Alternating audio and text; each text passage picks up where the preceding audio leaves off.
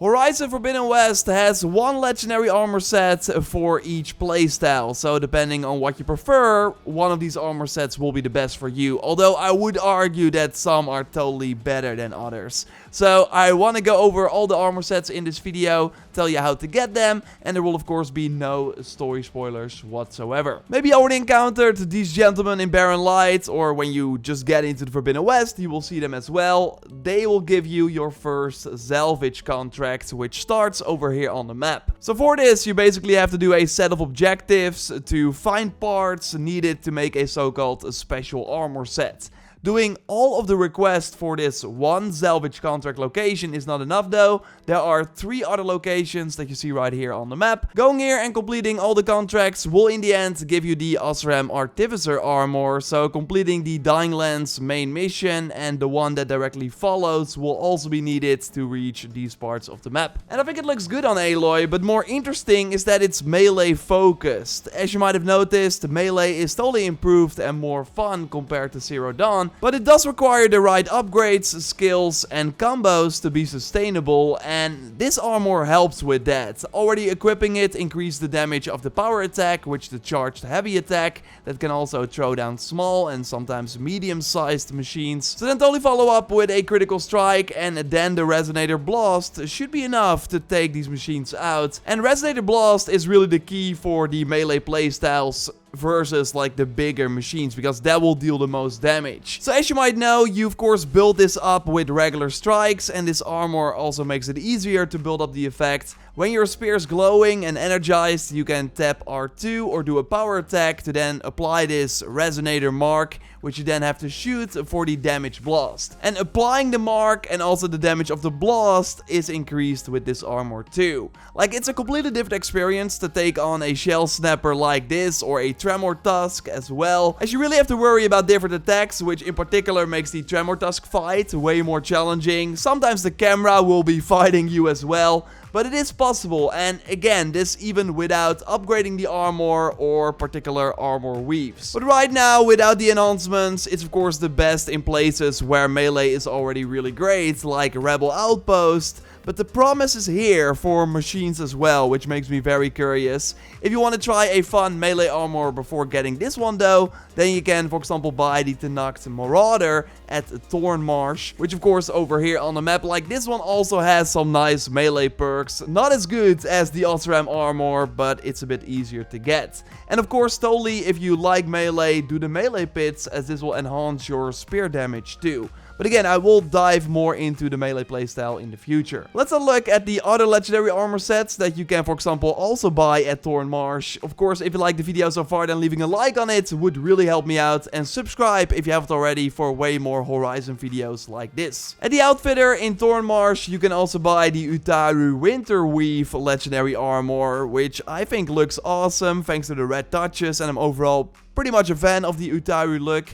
But it's also nice for if you like to sneak around. It namely enhances all your stealth capabilities, so you can easily go through a camp to take out human enemies, which will always be an insta-kill of course. You can unlock the enhanced silent strike damage when upgrading the armor, but that will mostly be nice for machines. For human camps where stealth is a great option, this armor makes it easier for you to sneak around without being spotted, but the highlight is another skill though. So here I sneak up to this machine, do some damage with the silent strike, which also builds up the resonator energy. Then I do some melee combos, resonator blast, and thanks to the quiet spear skill on the armor, I can like kill this machine without really the other machines nearby paying attention until much later.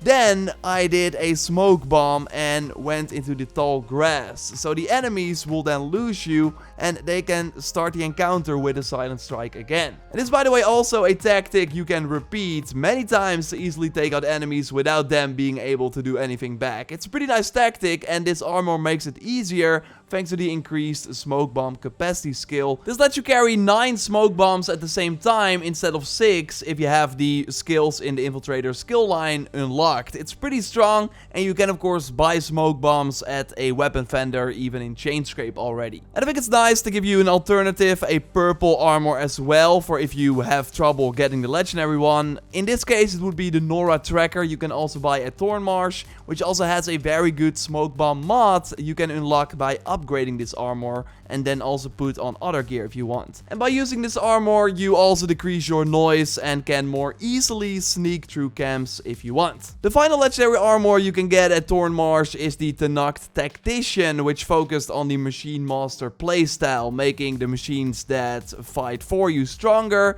but also make you stronger when you're on the back of a mount. I am having trouble getting the Apex Slitherfang though.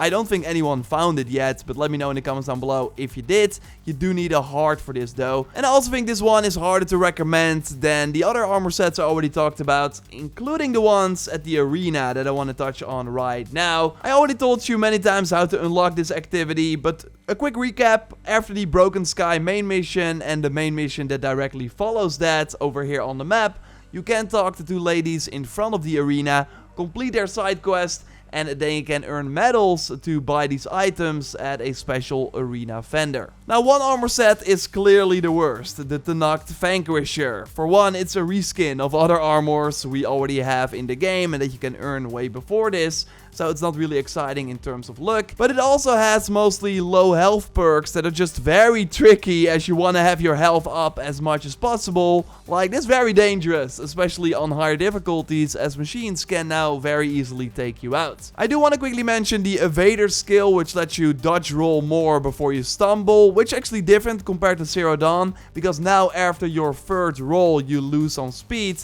and then with this armor you can roll one extra time before you stumble. And I think they changed this because speedrunners figured out that if you just roll all the time in Zero Dawn, it's faster than running, as we see in footage here from Elkyar. So yeah, this perk improves it, but yeah, it's not going to really change anything. It's still a really bad armor. You will be able to get it anyways, because if you complete everything in the arena, you can buy everything from these medals. And then it might be nice to upgrade the armor for the power attack mod if you want like a melee playstyle. But yeah, the other two arena outfits are way more interesting, so let's talk about them now. I want to start with the Carja Stalker Elite, which I love in terms of look, and it is for the Trapper playstyle. It instantly lets you go to the max trap limit of 8 if you have these skills unlocked in the skill tree as well. It lets you put them down faster, you can craft them faster. It also has the extra smoke bomb capacity and some other stealth skills as well, but I've never really been a huge trap fan. I always find it too expensive, and it can also easily go sideways, like here with the Shell Snapper.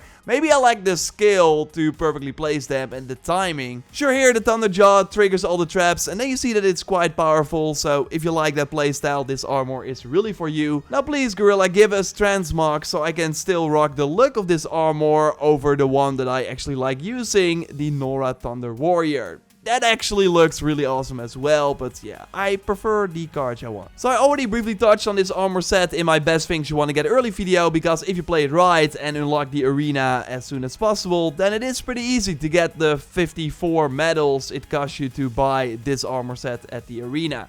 Because this is really like the one I would recommend to anyone, as it enhances the most basic Horizon gameplay. It namely lets you stay in the concentration for way longer, refills the slow motion while aiming at a quicker rate, so you can more easily apply status effects, or you have more time to hit the weak points.